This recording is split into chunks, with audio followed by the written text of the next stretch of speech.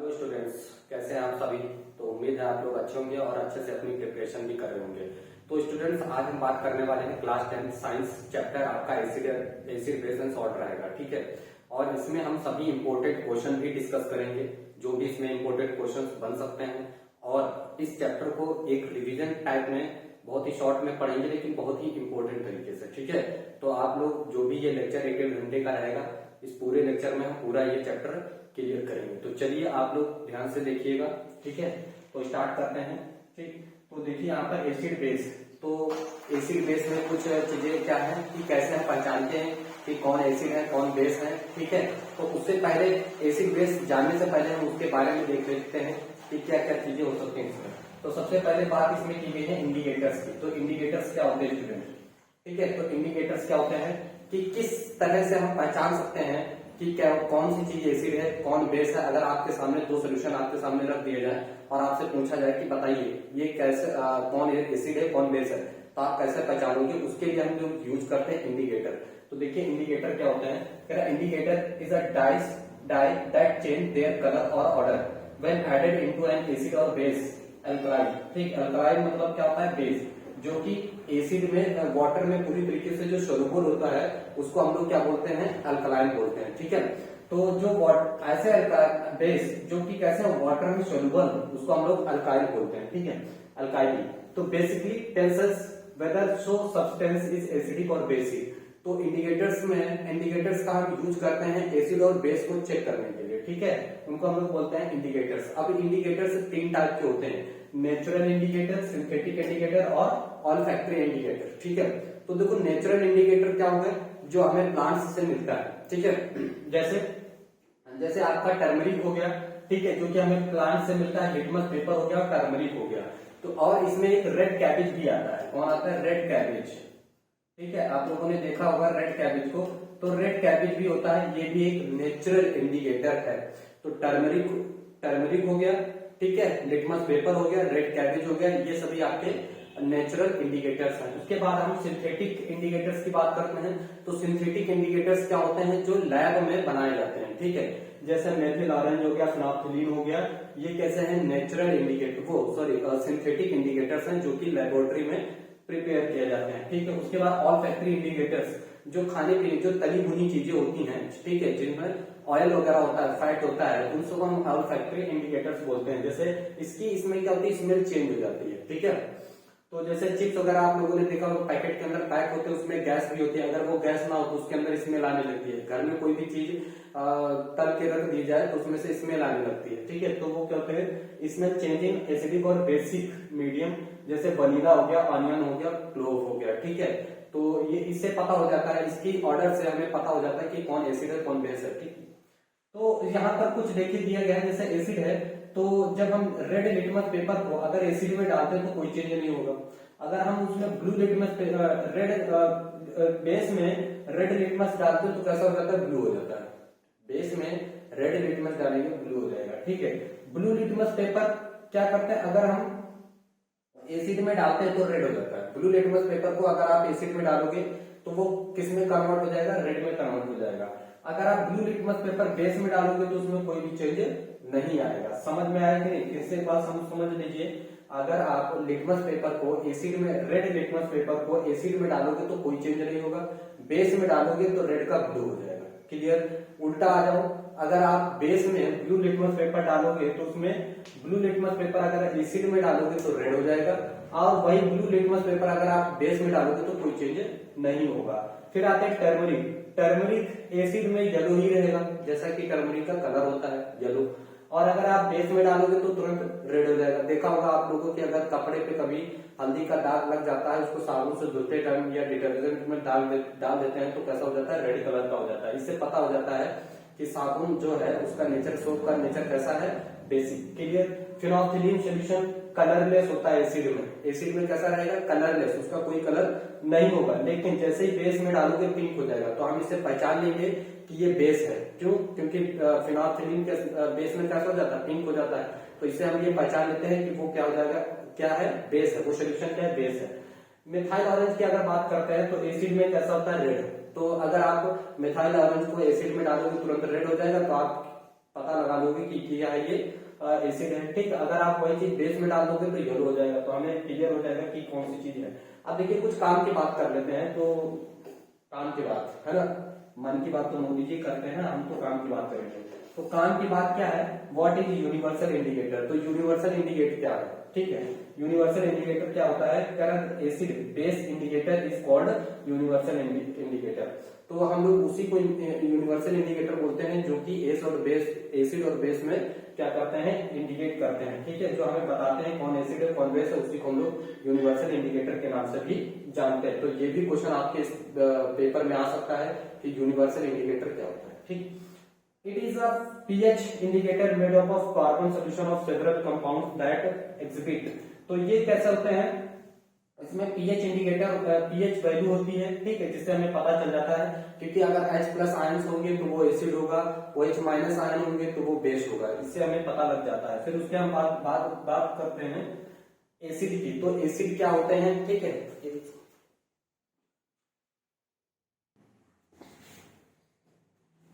ठीक है, तो देखिए एसिड क्या होता है, a acid chemical substance which turns blue litmus to red and is having sour texture, raw mango, raw grapes, lemon, orange and tamarind यानी इमली, ये सभी क्या है, एसिड पाया जाता है। तो एसिड क्या होता है, बेसिकली एसिड वो केमिकल सब्सटेंस होते हैं जो कि रेड लिटमस को ब्लू में कन्वर्ट कर देते हैं, और जिनका टेस्ट कैसा होता है, श्योर होता है, खट्टा होता है। ठीक है, जैसे आपका कच्चा आम हो गया, ठीक है, कच्चे अंगूर हो गए, नींबू हो गया, ऑरेंज हो गया और इमली हो गई, ये सभी में इन सभी का टेस्ट कैसा होता है, खट्टा। तो जिसमें भी टेस्ट कैसा हो, खट्टा हो, तो वो क्या है, एसिड।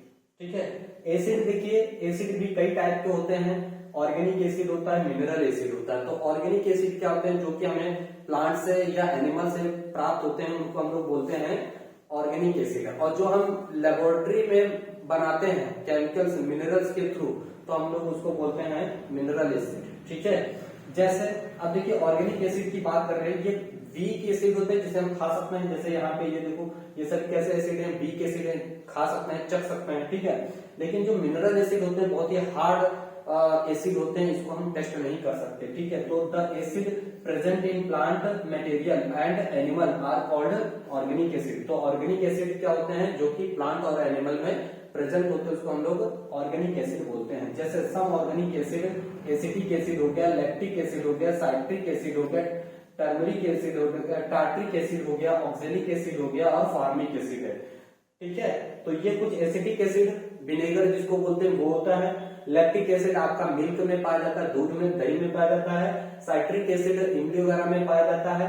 टार्ट्रिक एसिड नींबू वगैरह में पाया जाता है। ऑक्जेलिक एसिड एप्पल में पाया जाता है। फॉर्मिक एसिड आंट के अंदर मिलता है। ठीक है, तो ये कुछ ऑर्गेनिक एसिड है, आप लोग इनको नोट डाउन कर लीजिएगा जरूर, बहुत ही इंपॉर्टेंट है, पूछे जा सकते हैं। ठीक है, आगे बात करते हैं। ठीक है, तो देखिए यहाँ पे कुछ एसिड जो कि कहाँ पे पाया जाता है। एसिटिक एसिड हमने अभी बताया कि विनेगर में पाया जाता है। ठीक है, साइट्रिक एसिड कहाँ पाया जाता है, साइट्रस फ्रूट में पाया जाता है। लैक्टिक एसिड आपका मिल्क में पाया जाता है। टार्ट्रिक एसिड आपका टमरिन में पाया जाता है, यानी इमली और अंगूर टमाटो में पाया जाता है। ऑक्जेलिक एसिड टमाटो में पाया जाता है। एंड जो फॉर्मिक एसिड है वो आपका आंट में पाया जाता है। ठीक है, अब बात करेंगे हम लोग mineral acid. Mineral acid basically क्या होते हैं और कैसे बनते हैं। ठीक है, तो mineral acid this the acid prepared from the mineral from the earth, वो मिनरल से बनाया जाता है जो कि अर्थ से हमें मिलते हैं, उनसे क्या किया जाता है, ये एक मिनरल एसिड बनाया जाता है। जैसे एसिड कॉमन एसिड जैसे हाइड्रोक्लोरिक एसिड हो गया, सल्फ्यूरिक एसिड हो गया, साइट्रिक एसिड हो गया एंड कार्बोनिक एसिड हो गया, ये सभी वीक एसिड है। ठीक है, तो ये सभी एसिड क्या होते हैं, मिनरल से बनाए गए हैं। ठीक, इसीलिए इसको बोलते हैं मिनरल एसिड। आप लोग याद रखिएगा, अगर एक टाइप ऑफ एसिड पूछता है तो दो टाइप के एसिड होते हैं, एक होता है मिनरल एसिड, एक होता है ऑर्गेनिक एसिड। ऑर्गेनिक एसिड जो प्लांट और एनिमल में पाया जाता है, ठीक है, उसको बोलते हैं ऑर्गेनिक एसिड। और जो मिनरल एसिड जो अर्थ में पाए जाने वाले मिनरल्स होते हैं उनसे बनाया जाता है, जैसे हाइड्रोक्लोरिक एसिड हो गया, सल्फ्यूरिक एसिड हो गया, साइट्रिक एसिड, नाइट्रिक एसिड हो गया, कार्बोनिक एसिड हो गया, आप लोग याद रखेंगे। ठीक है, कंसंट्रेटेड और डाइल्यूट में क्या होता है, तो जब एसिड की क्वांटिटी ज्यादा हो और वाटर की क्वांटिटी कम हो तो उसको हम लोग बोलते हैं कंसंट्रेटेड एसिड। डाइल्यूट एसिड क्या होता है, जब वाटर की क्वांटिटी ज्यादा हो और एसिड की क्वांटिटी कम हो तो उसको हम लोग बोलते हैं डाइल्यूट एसिड। ठीक है, तो चलिए इसको भी एक बार पढ़ लेते हैं। A concentrated acid which contains the minimum possible amount of water in it. अगर किसी भी एसिड में कम से कम मात्रा है किसकी, पानी की, तो वो कहलाता है concentrated acid. Concentration of acid is decrease by adding more water. ठीक है, अब इसमें क्या होता है, अ dilute acid is one which contains much more of water in it. अगर किसी भी एसिड में वाटर की क्वांटिटी ज्यादा है तो वो क्या कहलाएगा, डाइल्यूट एसिड कहलाएगा।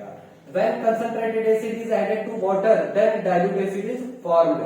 अगर हम किसी भी कंसंट्रेटेड एसिड में वाटर की क्वांटिटी बढ़ा देंगे तो वो भी डाइल्यूट एसिड कहलाएगा। चलिए कुछ काम की बात करते हैं। तो कुछ काम की, देखो ये जो काम की बात है ना, तो बहुत ही काम की बात है, इसको हल्के में मत लेना। ठीक है, क्यों काम की बात है, तो काम की बात ये इसलिए है क्योंकि यहाँ पर देखिए बहुत ही इंपॉर्टेंट क्वेश्चन बनता है। While diluting an acid, it is recommended that the acid should be added to water and not water to the acid. बात समझ में आई है? आपकी स्कूल में कई बार क्वेश्चन आया भी होगा और पूछा भी गया होगा कि हम लोग एसिड में वाटर में एसिड में वाटर को क्यों ऐड नहीं करते हैं। ठीक है, बल्कि हम लोग एसिड में वाटर ऐड करते हैं, सॉरी एसिड में वाटर को क्यों नहीं ऐड किया जाता है, बल्कि वाटर में एसिड क्यों ऐड किया जाता है। ये क्वेश्चन आपसे इंपॉर्टेंट तरीके से पूछा जाता है। देखो अगर मैं एसिड में वाटर को डालूंगा, ठीक ध्यान से समझिएगा, ये दो बातें नहीं है, एक बात है बहुत ही ध्यान देकर के समझने वाली। देखो अगर मैं एसिड में वाटर को डालूंगा, ठीक है, तो वहां से बहुत ज्यादा अमाउंट में हीट रिलीज होगी जिससे विस्फोट हो सकता है, आप जल सकते हैं, उससे हीट बहुत ज्यादा अमाउंट में रिलीज होगी। अगर आप एसिड में वाटर को ऐड करते हो तो अगर मैं उल्टा कर दूं कि वाटर में एसिड को डालूं, ठीक, अब यहां पर नहीं होगा। अगर मैं वाटर में एसिड को डालूंगा तो जितनी भी हीट प्रोड्यूस होगी वो वाटर उसको एब्जॉर्ब कर लेगा। ठीक है, तो नुकसान बहुत कम हो सकता है। और उल्टा करोगे यानी एसिड में आप वाटर को डालोगे, बहुत ज्यादा वाटर की क्वांटिटी कम है, एसिड की ज्यादा है, बहुत ज्यादा मात्रा में हीट प्रोड्यूस होगी जिससे जलने के चांसेस भी रहेंगे। आपका हाथ मुंह पैर कुछ भी जल सकता है। तो ऐसा ना करें, घर पे ट्राई ना करें और इसको करेंगे। ठीक है, तो इसीलिए ये क्वेश्चन का आंसर है the process of mixing concentrated acid with water is highly exothermic process. क्योंकि जब आप एसिड में वाटर को ऐड करते हो ना तो बहुत ज्यादा क्वांटिटी में क्या होती है, एनर्जी रिलीज होती है, यानी ये exothermic reaction. So when a concentrated acid and water are mixed together a large amount of heat is evolved. क्योंकि उसमें से बहुत ज्यादा अमाउंट में हीट इवॉल्व होती है। This heat changes some of the water to steam explosively which can splash the acid and on our face और cloth and causes acid burns. तो वही बताया ना कि आपका हाथ जल सकता है, कपड़े जल सकते हैं, आप जल सकते हो। ठीक है, फेस जल सकता है, ऐसा नहीं करना है। चलिए कुछ एसिड की बात करते हैं। तो वो एसिड क्या क्या दिए गए हैं, देखिए सल्फ्यूरिक एसिड हो गया, इसका फॉर्मूला ये है सल्फ्यूरिक एसिड। नाइट्रिक एसिड है जिसका फॉर्मूला ये दिया गया है। ठीक है, नाइट्रिक एसिड है, ये हाइड्रोक्लोरिक एसिड है, ये कार्बोनिक एसिड है, ये एसिटिक एसिड है जिसको हम लोग खाते हैं, विनेगर जिसको बोलते हैं। और एसिड में आप जानते हो क्या मिलता है, H+ आयन होता है। जैसे HCl है तो इसमें क्या होता है, H+ और +Cl-, यानी इसमें सभी में क्या पाया जाता है, H+ पाया जाता है। एसिड उसी को बोलते हैं जिसमें H+ आयन है। बहुत ही इंपॉर्टेंट है, याद रखिएगा। ठीक है इस बात को। चलिए आगे बढ़ते हैं। ठीक है, तो एक तरह से ये आपका रिवीजन हो रहा है। ठीक, तो ध्यान से पढ़ेंगे और आपका पेपर भी है। देखो रिएक्शंस, कुछ एसिड के साथ रिएक्शन अगर करते हैं मेटल रिएक्ट विद एसिड, तो मेटल डाइल्यूट एसिड के साथ जब भी रिएक्शन करता है तो सॉल्ट और हाइड्रोजन गैस रिलीज होती है। ये क्या है, सॉल्ट, जिंक सल्फेट एक सॉल्ट है। और ये सॉरी यहाँ पर O नहीं होगा, हाइड्रोजन होगा। ठीक है, H2 होगा। समझ में आया? तो जब भी मेटल जो है किसी डाइल्यूट एसिड के साथ रिएक्शन करता है तो सॉल्ट बनाता है और हाइड्रोजन गैस इवॉल्व होती है। इस बात को याद रखेंगे हमेशा। मोस्ट ऑफ द एसिड, अब देखो इसमें कुछ इंपॉर्टेंट बातें भी छुपी हुई हैं, बहुत ही ज्यादा इंपॉर्टेंट है। ऐसा क्वेश्चन आपसे पूछा जा सकता है पेपर में कि ये बताइए कि एसिड को किसी भी मेटल के बाउल में क्यों नहीं रखा जाता है, मेटल कंटेनर में क्यों नहीं रखा जाता। तो देखिए यहाँ पर most of the acid react with metal to form salt and evolve the hydrogen gas. तो ज्यादातर जो एसिड होते हैं वो क्या होते हैं, मेटल के साथ रिएक्शन करके सॉल्ट बना देते हैं और हाइड्रोजन गैस रिलीज करते हैं। ठीक है, as we see that acid react with the metal to form poisonous salt, therefore we do not keep curd or sure eatables in brass or copper metals। इसीलिए दही को और जो भी खट्टी चीजें हैं उसको कॉपर मेटल में नहीं रखा जाता है, क्योंकि वो एक पॉइजन जहर बन जाता है। ये क्वेश्चन आपसे पूछा जाता है, क्यों किसी भी एसिड को या फिर कर्ड को जो है कॉपर मेटल्स में क्यों नहीं रखा जाता है, ठीक है। तो इस बात का, क्योंकि वो पॉइजन हो जाता है, ठीक है, रिएक्शन कर लेता है। मेटल जो है एसिड के साथ रिएक्शन करके हाइड्रोजन गैस और पॉइजनस सॉल्ट बनता है, ठीक है। एसिड के पॉजिटिव पार्ट को तो ये रिएक्शन दी गई है, ठीक है। उसके बाद देखिए एनसीईआरटी की एक एक्टिविटी आपको दी गई है और यहाँ पर देखते हैं, समझते हैं इस एक्टिविटी को। ओके,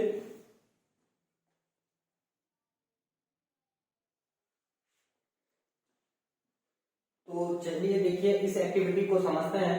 तो यहाँ पर इस एक्टिविटी में आप लोगों ने देखा होगा एनसीईआरटी में एक्टिविटी दी हुई है, ठीक है। तो देखो यहाँ पर हमने क्या लिया है, डाइल्यूट सल्फ्यूरिक एसिड रखा है और इसके अंदर जिंक ग्रेनुअल्स डाल रखे हैं, ठीक है। तो सल्फ्यूरिक एसिड क्या करता है, जिंक ग्रेनुअल के साथ रिएक्शन करता है और यहाँ से एक गैस निकलती है। उस गैस को यहाँ से जब पानी से निकालते हैं तो एक गैस के बुलबुले दिखाई देते हैं पानी में। क्या दिखाई देते हैं, गैस के बुलबुले। और उन गैस के बुलबुलों के सामने अगर हम एक जलती हुई कैंडल को लेके आते हैं तो उसमें बहुत तेजी से बर्न होता है, जिससे पॉप साउंड बाहर आता है, ठीक है। तो इससे ये पता चलता है कि ये पॉप साउंड, ये गैस कौन सी है, हाइड्रोजन गैस है। तो ये रिएक्टिव एक्टिविटी है, ठीक है, एनसीईआरटी की इंपोर्टेंट है। तो देख लीजिएगा यहाँ पर, यहाँ से क्या करते हैं, इससे क्या पता चलता है कि यहाँ से कौन सी गैस निकल रही है, हाइड्रोजन गैस निकल रही है, ठीक है। चलो आप कुछ काम की बात आसान भाषा में इसको समझ लेते हैं। तो सारी चीजें ये आपको दी गई हैं, स्क्रीनशॉट ले लीजिएगा, यही चीज लिख दीजिएगा, ठीक है। हमने सारी चीजें बता दी। इसके अंदर क्या है, डाइल्यूट सल्फ्यूरिक एसिड है और जिंक के ग्रेनुअल्स है, इसके बीच में रिएक्शन होती है, यहाँ से गैस निकलती है। वो गैस पानी में जब जाती है तो क्या होते हैं, बुलबुले निकलते हैं। उसी गैस के सामने अगर हम जलती हुई कैंडल को लेके आते हैं तो उसमें से पॉप साउंड निकलता है, जलता है, बहुत तेजी से बर्न होता है, उसमें से पॉप साउंड आता है, जिससे ये क्लियर हो जाता है कि इसमें हाइड्रोजन गैस निकल रही है। तो वो ये चीज दी गई है, इसका स्क्रीनशॉट ले लीजिएगा आप लोग, ठीक है। आगे देखते हैं, ठीक है। तो यहाँ पे आगे बढ़ते हैं। तो देखिए अगर रिएक्शन होती है किसी भी एसिड की मेटल कार्बोनेट के साथ तो क्या बनता है, carbon dioxide plus water plus salt बनता है, ठीक है। तो देखिए वही चीज दिया गया है कि reaction with metals carbonate and metal hydrogen carbonate. अगर क्या होता है, मेटल कार्बोनेट की रिएक्शन मेटल कार्बोनेट या हाइड्रोजन कार्बोनेट के साथ रिएक्शन होती है एसिड की, तो क्या बनता है, सॉल्ट बनता है। साथ साथ बोलिए, सॉल्ट बनेगा, वाटर बनेगा और कार्बन डाइऑक्साइड बनेगा। देखिए यहाँ पर ये सॉल्ट, कार्बन डाइऑक्साइड और वाटर बनता है। तो देखो यहाँ पर कैल्शियम कार्बोनेट की रिएक्शन हुई है HCl एसिड के साथ में, तो ये सॉल्ट बना, calcium chloride plus water plus carbon dioxide gas बनती है, ठीक है, क्लियर है।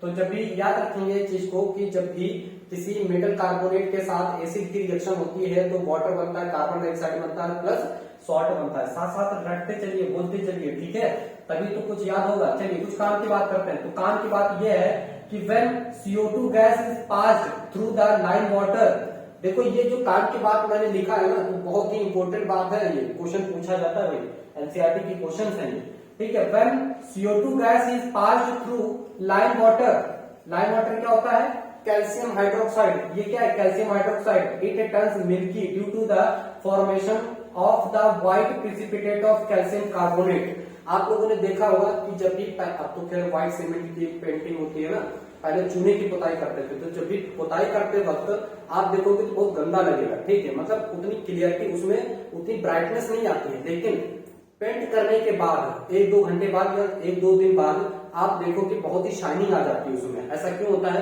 क्योंकि वो कैल्शियम, ये क्या होता है, देखो कैल्शियम हाइड्रोक्साइड होता है, कार्बन डाइऑक्साइड के साथ रिएक्शन करके कैल्शियम कार्बोनेट बना लेता है, यानी कैल्शियम स्टोन हो जाता है वो, और उसमें बहुत अच्छी शाइनिंग आने लगती है, ठीक है। तो वही बोला है कि वो मिल्की कलर देता है। कैसा हो जाता है, मिल्की हो जाता है। समझ में आया? तो वही यहाँ पर भी रिएक्टिविटी दी गई है, ठीक है। तो इसके आप लोग देखेंगे कार्बन डाइऑक्साइड के प्रेजेंस में ऐसा होता है, ठीक है ना। ये आसान भाषा में हमने बता दिया है इसको, ठीक। आगे देखते हैं। ओके, तो कुछ काम और की बात है, ठीक, चलिए ध्यान देंगे इस बात को। ठीक है, तो कह रहा है कि if some is suffering from the problem of acidity after over eating then it is recommended to take baking soda as remedy. ठीक है, आप देखो यहाँ पर कह रहा this is because baking soda is sodium hydrogen carbonate which react with excess hydrochloric acid in the stomach and neutralizes it. This will give relief to the person suffering from acidity. आप लोग देखो कभी किसी party वार्टी में extra कुछ उल्टा सीधा खा लेते हैं तो उससे एसिडिटी होती है, खट्टी खट्टी डकारें आने लगती है ना। उसको न्यूट्रल करने के लिए हमें क्या दिया जाता है, या तो इनो ले लेते हैं या आप बेकिंग सोडा ले सकते हो। बेकिंग सोडा क्या बेसिकली बेस है, इनो क्या होता है उसमें भी बेस होता है जिसको एंटासिड बोलते हैं। ठीक है, तो वो क्या कर देता है, हमारे पेट में क्या होता है एसिटिक एसिड होता है, हाइड्रोक्लोरिक एसिड, जो हम जब अनाप शनाप खाते हैं ना तो उससे क्या होता है वो एसिड बहुत ज्यादा क्वांटिटी में रिलीज होने लगता है जिससे हमें खट्टी खट्टी डकारें आने लगती है। ठीक है, तो हम क्या करते हैं उससे इनो ले लेते हैं या कोई बेकिंग सोडा ले लेते हैं। बेकिंग सोडा क्या बेसिकली बेस है, इनो क्या है बेस है, उसका नेचर कैसा बेसिक है। बेस और एसिड मिल करके क्या हो जाता है न्यूट्रल, यानी सॉल्ट बनता वाटर बनता खत्म। ठीक, वही चीज यहाँ पर बोला है, इसी देखता उसके बाद हमें क्या मिल जाता है रिलीफ मिल जाता है। तो वही बोला है कि the base baking soda is sodium hydrogen carbonate which react with excess hydrochloric acid, जो ज्यादा मात्रा में हाइड्रोक्लोरिक एसिड रिलीज हुआ है किसमें स्टमक में। ठीक है, उसको न्यूट्रलाइज कर देता है, खत्म कर देता है। ठीक है, उसके बाद क्या होता है रिलीफ मिल जाता है और क्या खत्म। तो sodium hydrogen carbonate plus HCl acid क्या बना, ये देखो सॉल्ट बना, कार्बन डाइऑक्साइड बनी प्लस वाटर बन जाता है और रिलीफ मिल जाती है। तो आपको इसी तरह से लिखना भी है और इस टाइप को क्वेश्चन पूछे जाते हैं। Carbon dioxide gas is used to introduce fire. आप जानते हो इंट्रोड्यूस फायर जो सिलेंडर होते हैं, इंट्रोड्यूसर सिलेंडर होते हैं जो कि आग वगैरह बुझाने के काम आते हैं। ठीक है, तो उसमें भी क्या होता है यही चीज होता है। It is because carbon dioxide gas does not support combustion when spread on burning object it stops the supply of oxygen and extinguishable fire। तो आप जानते हो जो आग जलती है वो ऑक्सीजन के प्रेजेंस में जलती है और कार्बन डाइऑक्साइड उसका दुश्मन होता है। ठीक, अगर हम वहां पर कार्बन डाइऑक्साइड सप्लाई करते हैं तो ऑक्सीजन का कॉन्टेक्ट टूट जाता है जिससे आग नहीं जलती है। ठीक है, तो एक्सटिंग्विशर फायर में सिलेंडर में CO2 गैस होती है। चलिए यहाँ पर कुछ रिएक्शंस हैं और भी, वो इंपोर्टेंट रिएक्शन से देख लेते हैं हम लोग। रिएक्शन विद मेटल ऑक्साइड, अगर एसिड की रिएक्शन किसी मेटल ऑक्साइड के साथ होती है तो क्या होता है, देखो मेटल ऑक्साइड के साथ अगर रिएक्शन होती है एसिड की तो सॉल्ट बनेगा और वाटर बनेगा। अभी मेटल की रिएक्शन हो रही थी एसिड के साथ तो क्या बन रहा था सॉल्ट प्लस हाइड्रोजन गैस बन रही थी। अगर मेटल ऑक्साइड, देखो ये सारी चीजें मैं रिलेट करके इसलिए बार बार बोल रहा हूँ ताकि आपको याद हो जाए। मेटल ऑक्साइड की रिएक्शन अगर एसिड के साथ कराओगे आप, ठीक, तो आपको सॉल्ट बनेगा प्लस वाटर बनेगा। यहाँ वाटर बन रहा है, वहां हाइड्रोजन गैस थी, दोनों में डिफरेंस है। ठीक से ध्यान से सुनिए, जो मेटल है अगर मेटल एसिड के साथ रिएक्शन करता है तो हाइड्रोजन गैस प्लस सॉल्ट बनता है। ठीक, अगर मेटल ऑक्साइड एसिड के साथ रिएक्शन करेगा तो मेटल सॉल्ट बनेगा प्लस वाटर बनेगा। ठीक है, तो ये देखो कॉपर ऑक्साइड है, इसने क्या किया एसिड के साथ रिएक्शन किया और सॉल्ट बन गया, कॉपर क्लोराइड बन गया प्लस वाटर बन गया। ये बात समझ में आई। चलिए कुछ काम की बात भी हो जाए। Acids are never stored in metal container, बताइए क्यों? अभी जस्ट पहले हमने इसके बारे में बात किया था। Acid have corrosive nature so they gradually corrode the metal container, so acid should always store in container made up of glass and ceramics because they are not attacked by acid. देखो इसीलिए acid को हमेशा कांच की बोतल में रखा जाता है। आपके लेबोरेटरी वगैरह में आप लोगों ने देखा होगा जितना भी एसिड वगैरह है ये सभी किस में रखे जाते हैं, कांच के बर्तन में रखे जाते हैं, ना कि किसी मेटल कंटेनर में रखे जाते हैं। क्योंकि वो उसका नेचर, जो मेटल का नेचर होता है, वो एसिड का जो नेचर होता है वो कैसा होता है, कोराइजन नेचर होता है। ठीक है, जिससे क्लोराइड हो जाता है। ठीक है, इसीलिए उसको कांच के बर्तन में रखा जाता है, ना कि किसी मेटल कंटेनर में। ठीक है, आगे बात करते हैं। What do all acids have in common? A common things in all the acids is that they produce hydrogen ions। आप जानते हो एसिड हम लोग किसको बोलते हैं जिसमें से हाइड्रोजन प्लस आयंस निकलते हैं। जैसे HCl है, ये ब्रेक होगा, है ब्रेक होगा तो क्या बनाता है H प्लस Cl माइनस। तो ये एसिड की खूबी होती है कि वो H प्लस आयंस हमेशा रिलीज करता है। ठीक है, तो कह रहा है a common thing in all the acid is that they produce hydrogen ions when dissolving water। जब हम किसी भी एसिड को पानी में घोलते हैं तो हमें क्या देता है, वो हाइड्रोजन H प्लस आयन देता है। Acid behaviour of an acid solution is due to presence presence of hydrogen ions in it, क्योंकि उसमें क्या होते हैं, हाइड्रोजन आयंस प्रेजेंट होते हैं। Hydrochloric acid HCl shows acidic character because it ionization in aqueous solution to produce hydrogen ions। अरे भाई ऊपर लिख के दिया ना, समझ में आया कि नहीं? तो कोई भी एसिड है अगर हम उसको पानी में घोलते हैं तो क्या देता है, H+ आयन देता है। कुछ और भी एग्जांपल दिए गए हैं, जैसे एसिटिक एसिड हो गया और भी, ठीक है। तो चलिए फटाफट इसको रिवीजन करते हैं एक बार,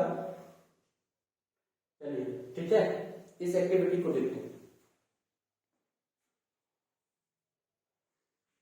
हाँ भाई, तो चलिए फिर से आ गई कुछ काम की बात। तो कुछ काम की बात क्या है, all acid contains hydrogen but all the hydrogen contains compounds are acid not acid. देखो जितने भी एसिड है सभी के पास हाइड्रोजन आयंस होता है, ये हमने पढ़ लिया है, लेकिन सभी के पास, जिनके पास हाइड्रोजन है वो सभी एसिड नहीं होते हैं, ठीक है। ऐसा नहीं है कि आपने रट लिया, जैसे अल्कोहल है, ग्लूकोज है, देखो भैया अल्कोहल का फॉर्मूला क्या होता है, CH3OH, methyl alcohol CH3CH2OH, ethyl alcohol. सभी के पास हाइड्रोजन है ना, लेकिन ये सभी एसिड नहीं है, ठीक है। तो ऐसा जरूरी नहीं है कि जिसके पास भी हाइड्रोजन है वो एसिड हो, लेकिन जितने भी एसिड है सभी के पास हाइड्रोजन होता है, ठीक, इस बात को याद रखेंगे। जैसे CH3COOH, ये हाइड्रोजन अपना त्याग देगा, H+ बनाएगा, इस पर आ जाएगा माइनस। तो ये क्या है, एसिडिक एसिड है, तो एसिड जितने भी है वो हाइड्रोजन रिलीज कर सकते हैं, लेकिन ऐसा नहीं है, ठीक। जो हाइड्रोजन रिलीज कर सकते हैं वो एसिड होते हैं, सभी जिसके पास हाइड्रोजन है सभी एसिड नहीं होते हैं, ठीक है। आप क्लियर है ना, ठीक। तो वही बोला है, a solution glucose and alcohol does not show acidic behaviour because yes it is true they contains hydrogen but their hydrogen does not separate out, क्योंकि उसमें से हाइड्रोजन बाहर निकलता ही नहीं है, ठीक है। हाइड्रोजन बाहर नहीं निकलता है, इसलिए क्या होता है, वो एसिड नहीं होता है, ठीक। लेकिन एसिड के पास ये कैरेक्टर होता है कि वो हाइड्रोजन निकाल सकता है, अपने में से निकाल सकता है। Activity to investigate whether all compounds contain hydrogen are acid. तो ये देखो जितने भी एसिड है सभी के पास क्या होता है, क्या होता है कि हाइड्रोजन प्लस आयंस होते हैं। चलो आप कुछ आसान भाषा में समझते हैं। Take solution hydrochloric acid, sulphuric acid, glucose हो गया, अल्कोहल हो गया, all these are hydrogen containing compounds. चाहे एसिड हो, ग्लूकोज हो या अल्कोहल हो, सभी के पास क्या होते हैं, हाइड्रोजन आइटम होते हैं, ठीक है। लेकिन सभी एसिड नहीं होते। Fix to iron nail on a rubber cork and place, ये एक्टिविटी है, आप लोग इसको देख लीजिएगा।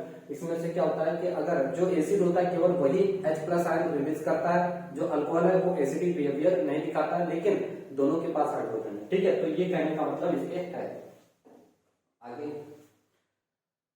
ओके, तो यहाँ पर उसी सोल्यूशन है, इसमें एसिड है, तो देखो यहाँ पर बल्ब क्या हो रहा है, ग्लो कर रहा है, लेकिन इसमें क्या है, अल्कोहल है, ग्लूकोज है, बट ये क्या कर रहा है, बल्ब को ग्लो नहीं कर रहा है। क्यों? क्योंकि आप एसिड को डालते हो किसी भी सोल्यूशन में तो उसमें H+ और Cl- आयन रिलीज हो जाएगी, लेकिन आप ग्लूकोज को लो, ग्लूकोज का सोल्यूशन बनाओ, ठीक है, C6H12O6, तो इसमें से कोई भी हाइड्रोजन बाहर निकलेगा नहीं, कोई आयन फ्री नहीं होगा, तो उसमें से इलेक्ट्रिसिटी पास नहीं होती, क्योंकि आप जानते हो इलेक्ट्रिसिटी पास होने के लिए दो चीजें रिस्पॉन्सिबल होती हैं, एक तो फ्री इलेक्ट्रॉन होना चाहिए, दूसरी चीजें क्या होनी चाहिए, फ्री आयंस होने चाहिए, या तो फ्री इलेक्ट्रॉन हो या फिर क्या हो, फ्री आयंस हो, ठीक है।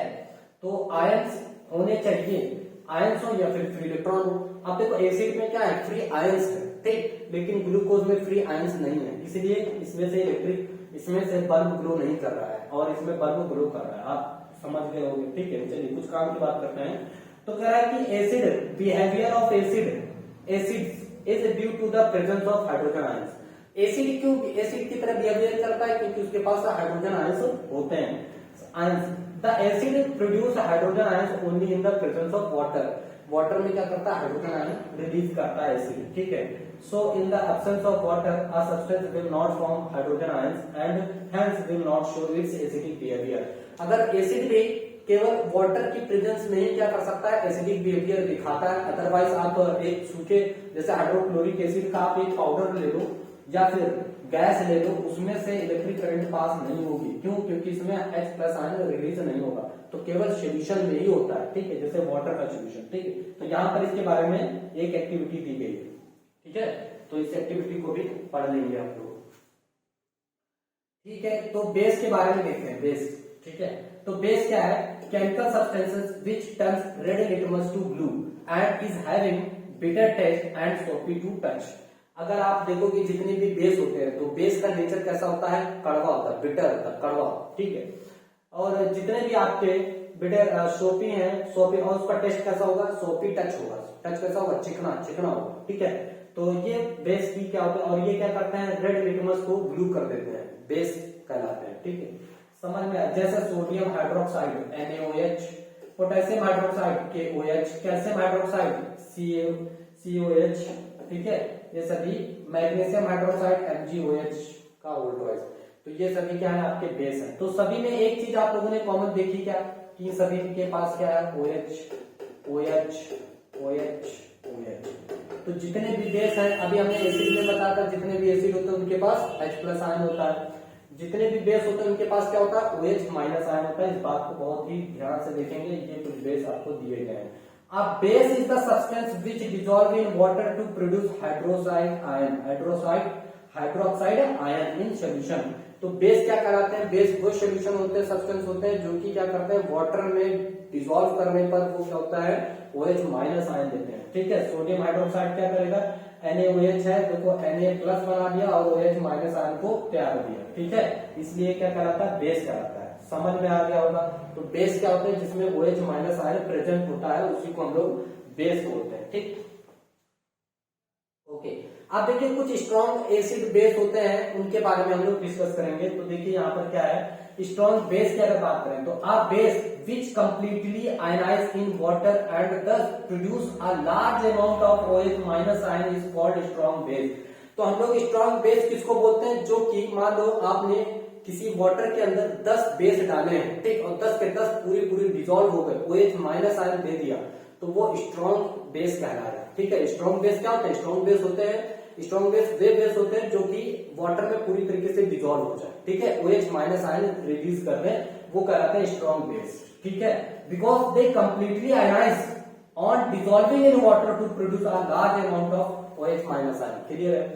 वीक बेस क्या होते हैं? A base which is partially is ionised in water and due produce ठीक है, due produce a small amount of OH- ion.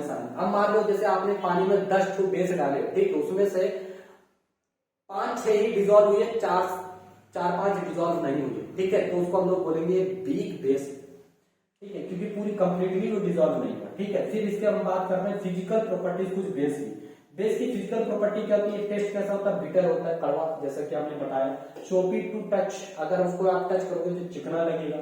Conduct electricity in solution. अब देखो इसके पास भी क्या है? Free ions. हमने अभी 2 चीजें बताई ना आपको कि या तो फ्री आयंस होने चाहिए इलेक्ट्रिसिटी को फ्लो कराने के लिए, या तो फिर फ्री आयंस होने चाहिए, या फिर फ्री इलेक्ट्रॉन होने चाहिए। 2 चीजें रिस्पॉन्सिबल है। तो इसमें भी क्या होता है? OH- आयन होते हैं, जैसे KOH, जैसे KOH है, ठीक। अब इसको हमने सोल्यूशन में डाला तो K+ में सेपरेट हो जाएगा और OH- आयन में डिसॉल्व हो जाएगा। अब देखो ये आयन हो गए ना, फ्री आयन हो गए, फ्री आयन है तो इलेक्ट्रिसिटी क्या करेगा? कंडक्ट करेगा। Turns red litmus to red, ये रेड लिटमस को किसमें टर्न कर देता है? Red litmus to red. इसमें रेड अगर डालोगे तो रेड ही रहेगा, अगर ब्लू डालोगे तो रेड हो जाएगा, ठीक है।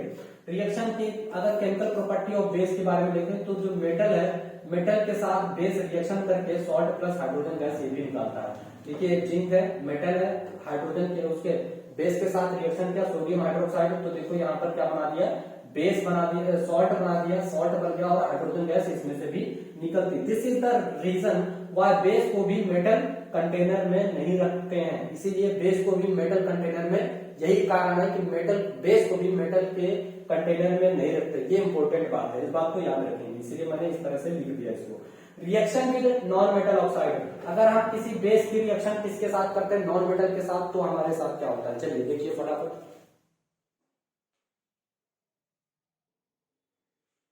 चलिए तो देखिए यहाँ पर रिएक्शन विद नॉन मेटल के साथ, अगर बेस नॉन मेटल के साथ रिएक्शन करता है, जैसे देखो ये क्या है? नॉन मेटल है, ठीक है, और ये क्या है? बेस कैल्शियम हाइड्रोक्साइड है, तो ये क्या बना दिया? कैल्शियम कार्बोनेट, एक सॉल्ट बन गया प्लस वाटर बन गया। तो जब भी मेटल जो है नॉन मेटल के साथ बेस रिएक्शन करता है तो सॉल्ट प्लस वाटर बनाता है, इस बात को आप लोग याद रखिएगा, ठीक है।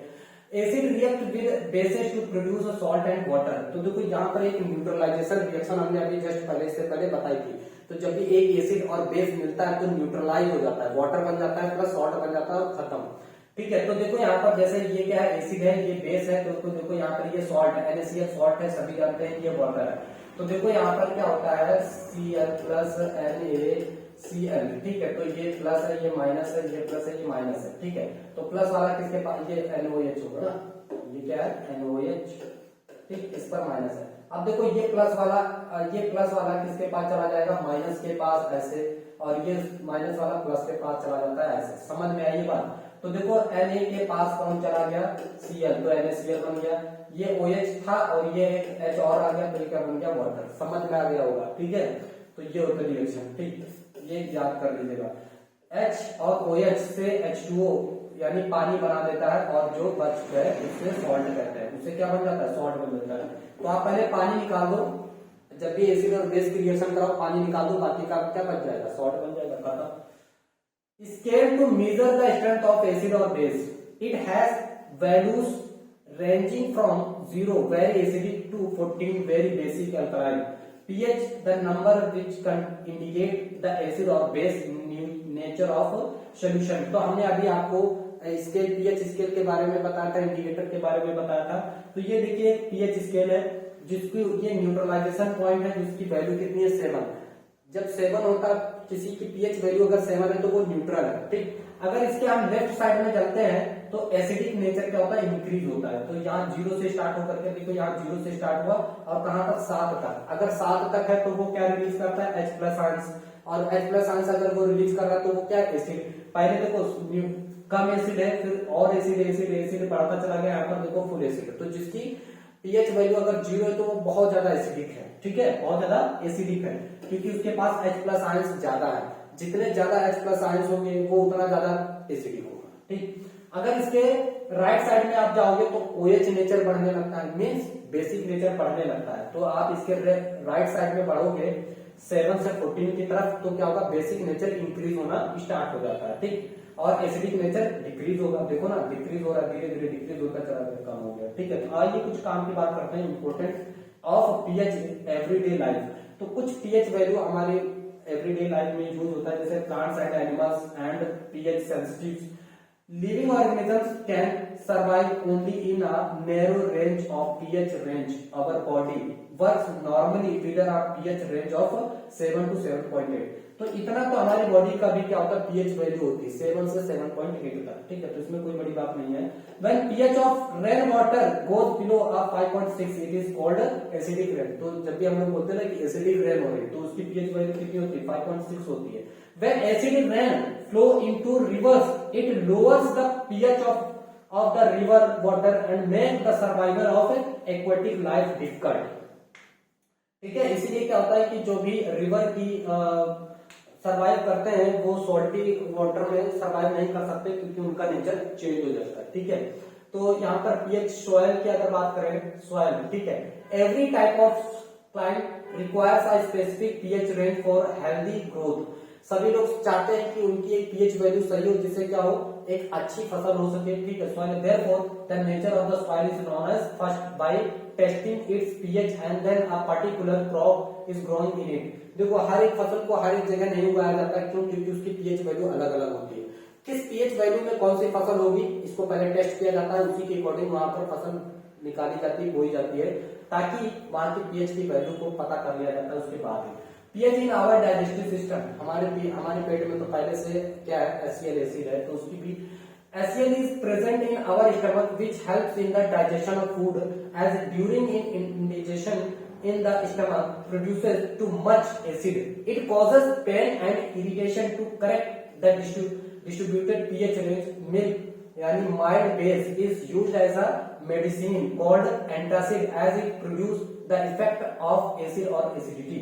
तो हमने बताया पेट में हमारे क्या होता है, एसिड होता है हाइड्रोक्लोरिक एसिड, जो कि कुछ ज्यादा अनाज सामान खा लेने से क्या होता है, एसिडिटी बढ़ जाती है। उसको न्यूट्रल करने के लिए हम लोग क्या ले लेते हैं, कोई एंटासिड बेस ले लेते हैं जो कि उसको न्यूट्रल कर देता है। ठीक है, तो pH change leads to tooth decay. तो tooth enamel is made up of calcium phosphate. जो हमारे दांतों पर एक एनेमल होती है तो वो किसकी होती है, कैल्शियम फास्फेट की बनी होती है। Hardest substance in the body, और ये सबसे हमारी बॉडी का सबसे हार्डेस्ट पार्ट होता है ना मुंह में। If the pH inside the mouth decrease below 5.5 acidic, the delay of the tooth in enamel begin। तो अगर हमारे मुंह का pH वैल्यू कितना हो जाए 5.5 से अगर नीचे हो जाता है तो दांत हमारे डिके होने लगते हैं, सड़ने खराब होने लगते हैं। Bacteria present in the mouth degrade the sugar and left over food particles and produce acid that remain in the mouth after eating।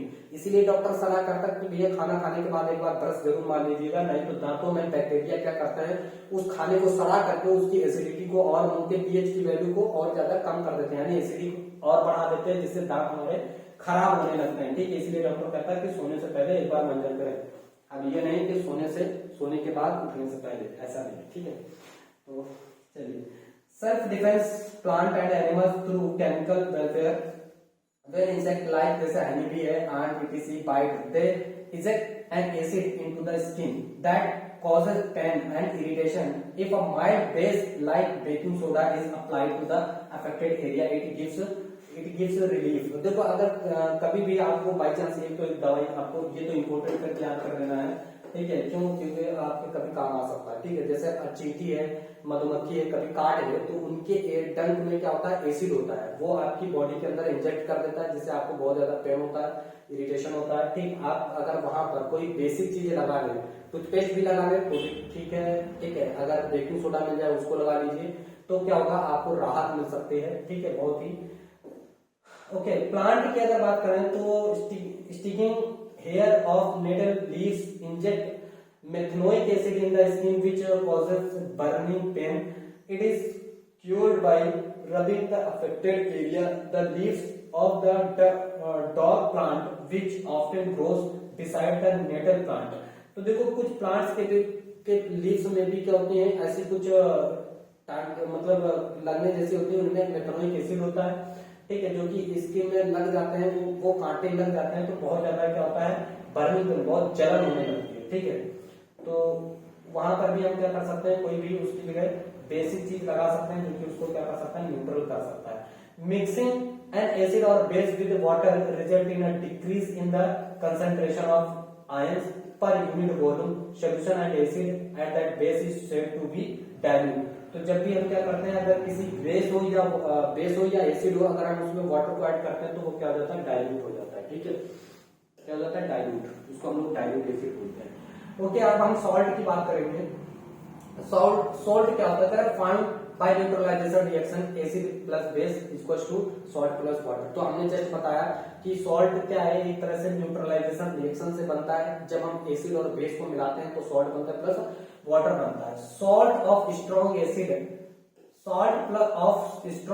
At a weak base is acidic with pH value less than 7, salt so strong base and weak acid are basic in nature with pH value of more than 7।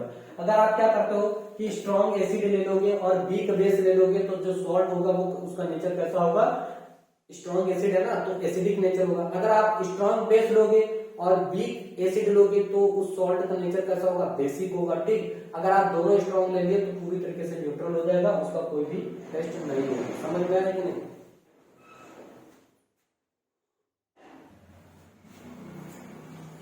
चलिए, अब हम कुछ salt की property देखते हैं। Physical property of salt. Salt are mostly solid, they have mostly high melting and boiling point. देखो salt किससे बना हुआ, आयंस से। ठीक है, तो आयंस का जो मेल्टिंग और बॉइलिंग पॉइंट होता है बहुत ज्यादा हाई होता है, क्योंकि आयंस बहुत ही स्ट्रॉन्ग से पकड़े होते हैं, उनके बीच में जो बॉन्डिंग होती है बहुत ज्यादा स्ट्रॉन्ग होती है, इसलिए इसका मेल्टिंग पॉइंट और बॉइलिंग पॉइंट बहुत ज्यादा हाई होता है। Salts are usually soluble in water and conduct electricity. अब देखो जैसे NaCl है, ठीक है, NaCl है, इसके बाद प्लस है, इसके पास माइनस है, ये क्या है, इनके बीच में कौन सी बॉन्डिंग हुई, आयनिक बॉन्डिंग हुई। अब ये आयनिक बॉन्ड बहुत ज्यादा स्ट्रॉन्ग होते हैं, एक छुड़ा नहीं सकते इनको। ठीक, आप इनको हम ये कह सकते हैं, लेकिन वाटर में शुल्कोल होते हैं, बहुत प्यार से वाटर में अलग अलग हो जाते हैं, Na+, Na+, Cl-। अब देखो यही वाटर में है, तो ये क्या है, इसमें क्या है, फ्री आयंस है, फ्री आयंस है तो क्या करेगा, इलेक्ट्रिसिटी को कंडक्ट करेगा, बात खत्म, क्या बच्चों वाली बात है। Salts are ionic compounds. Every salt consists positively charged ion, cation and negatively charged ion, anion। अब ये cation है, ये anion है, सॉल्ट में होता है, खत्म बात। फैमिली ऑफ सॉल्ट की बात करें, the salt having same positive ions are said to be belong to a family of salt. Example जैसे सोडियम क्लोराइड हो गया एंड सोडियम सल्फेट हो गया, ये कुछ सॉल्ट की फैमिली है, मतलब कुछ सॉल्ट है, उनके बारे में दिया, belong to a same family of salt called sodium salt. अब देखो जिसमें सोडियम पाया है, देखो सोडियम क्लोराइड है, सोडियम सल्फेट है, तो ये सभी कैसे हैं, सोडियम की फैमिली के लोग हैं, जो होता है ना कि किसकी फैमिली की, तो उसकी फैमिली की, है ना। तो उसके बाद देखो कॉमन सॉल्ट की अगर बात करते हैं, जिसको सोडियम क्लोराइड बोलते हैं, this is the salt we use in food, इसको हम लोग खाते हैं, टाटा नमक, देश का नमक, देश का नमक, है ना, टाटा नमक, तो इसको हम लोग खाते हैं ना, टाटा नमक। Sea water contains many salt dissolve in it, और ये नमक जानते हो कहां से आता है, समुद्र के पानी से आता है, ठीक।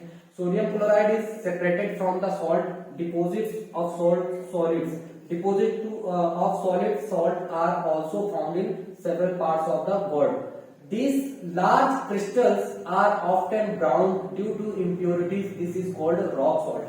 देखो जब इसको समुद्र से निकाला जाता है तो ये कैसा होता है, ब्राउन होता है, क्योंकि इसमें कुछ इम्प्योरिटीज होती हैं, उसको तब हम लोग बोलते हैं रॉक सॉल्ट है, ठीक है, कैसा है, रॉक सॉल्ट है।